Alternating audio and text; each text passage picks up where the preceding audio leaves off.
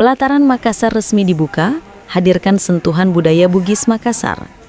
Pelataran Indonesia resmi membuka Pelataran Makassar Venue and Dining pada 8 Agustus 2025, bertepatan dengan momentum kemerdekaan RI ke-80.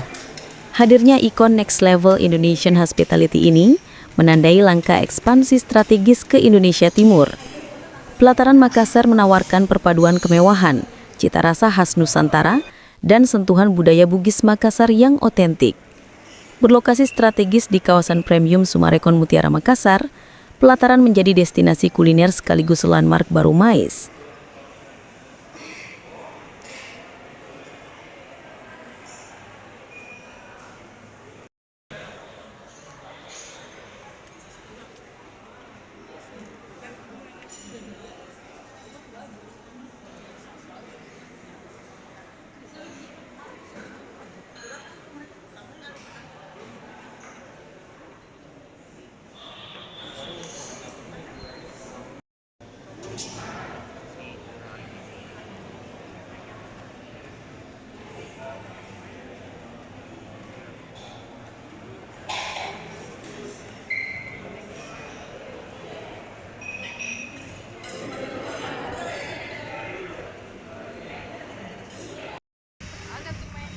Ya.